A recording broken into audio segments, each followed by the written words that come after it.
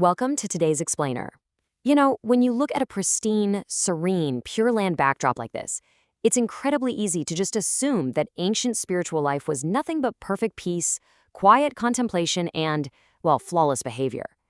But today, we're going to shatter that illusion. We're going to unpack the messy, highly relatable human flaws hidden right beneath that calm surface. We're looking at 2,500-year-old text, specifically the 10 Recitations Vinaya, which lays out early monastic codes.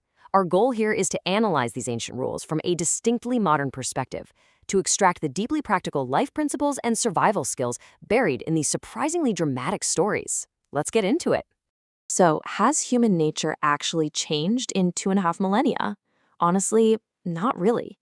You might be surprised, but the monks in these texts, they definitely weren't flawless saints just floating on clouds. They struggled with the exact same ego, the same greed, the same entitlement, and yes, the exact same workplace drama that we deal with in our offices and friend groups today. As we'll see, these historical codes aren't just strict religious dogma, they're actually a timeless masterclass in emotional intelligence. All right, here is our roadmap for the day. We'll start with daily troubles in the Buddhist time, move into rejecting greed, cover workplace ethics, look at the bitter cost of losing control, and finally, wrap up with timeless rules of conduct. Starting off with Section 1, Daily Troubles in the Buddhist Time. Get a load of this quote because it brilliantly shatters that illusion of ancient perfection. The texts literally document that the 6 group monks and the 17 group monks constantly fought and verbally abused each other. I mean, they were basically rival factions, just bickering in the courtyard. It turns out petty complaints, gossip, and group rivalries are a completely timeless human tradition. And this sets the stage perfectly for why such strict behavioral rules even needed to exist.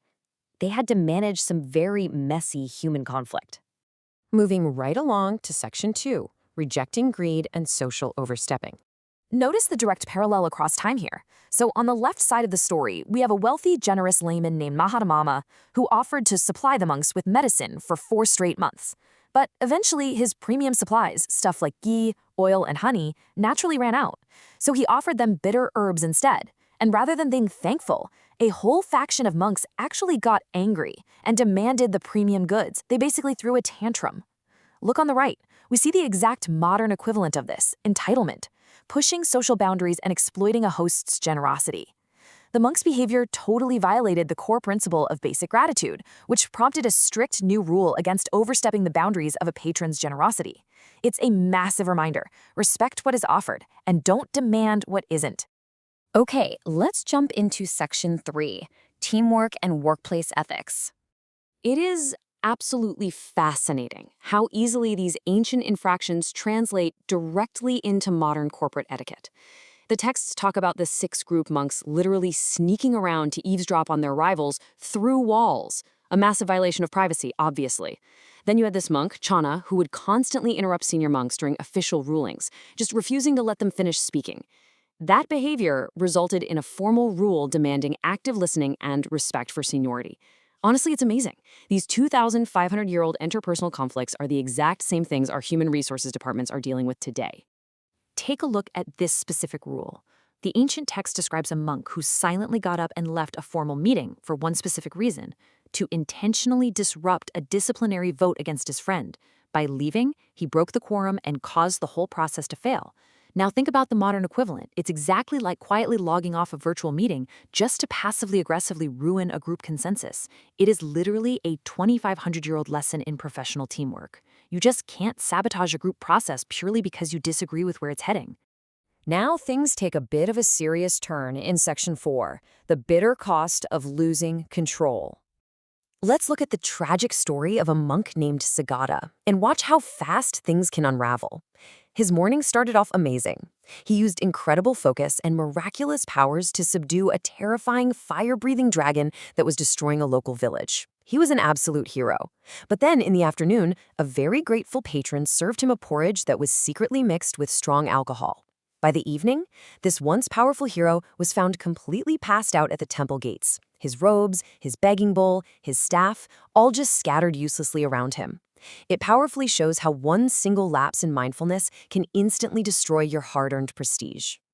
When the Buddha saw Sagata in this totally pathetic state, he actually turned to his followers and asked, could Sagata now subdue even a toad? And the answer obviously was no way. This vividly highlights the sheer loss of personal capability that comes with physical intoxication. In the text, it's not just presented as some moral failing. It is heavily emphasized as the total practical loss of your hard-earned skills, your situational awareness, and your dignity the second you surrender control to a substance. Our final historical anecdote involves a specific concept from the text called non-time. This is basically defined as visiting a layperson's home at an inappropriate, unannounced time of day. And as we're about to see, this utter lack of situational boundary awareness led to a genuinely fatal outcome for a monk named Kaludai. Watch how a simple social faux pas turns completely deadly. So Kaludai had this bad habit of visiting homes late in the day. On this particular day, he drops by a home completely unannounced. But unbeknownst to him, the wife of the house was having an affair with a local thief. The thief was hiding inside and was terrified of being discovered by this high-profile monastic visitor. So the nervous wife intentionally lures Kaludai to stay until it gets dark, making up a fake illness just to keep him talking. Once night finally fell, the thief murdered Kaludai just to silence him, and hid his body in a dung heap. It's wild, right? By simply being in the wrong place at the wrong time without giving any notice, Kaludai unintentionally inserted himself into a deadly domestic dispute. And this extreme consequence solidifies exactly why these ancient codes were codified so strictly from the start. The ultimate takeaway here is profound. Social and spatial boundaries are not just about being polite. They are literally designed to protect you. Reading the room, knowing when to leave, and respecting the time and space of others, those are absolutely vital survival skills, no matter what era you live in. Which brings us to our final section, timeless rules of conduct. So here is your timeless blueprint for social survival. We've pulled this directly from the monastic codes of the past, but it's entirely applicable to your modern life today. Number 1, respect the limits of generosity. Don't be that entitled guest. Number 2, do not eavesdrop or snoop on your rivals. Respect privacy. Number 3, honor group consensus. No passive-aggressive team sabotage. Number 4, do not interrupt your seniors. Practice active listening. Number 5, maintain strict sobriety. Don't lose your capacity and your dignity. And finally, respect situational timing. Boundaries and situational awareness can literally save your life. As we wrap up, I want to leave you with this final provocative thought. Take one more look at that list and ask yourself, which of these 2,500-year-old precepts do you need to apply to your modern life today? Human nature clearly hasn't changed one bit, but our ability to extract life principles from the past gives us an incredible advantage. I encourage you to view these ancient rules not as dusty historical artifacts, but as highly practical modern tools. Thank you so much for joining me on this explainer, and I'll catch you next time as we continue to unpack the past to better navigate our present.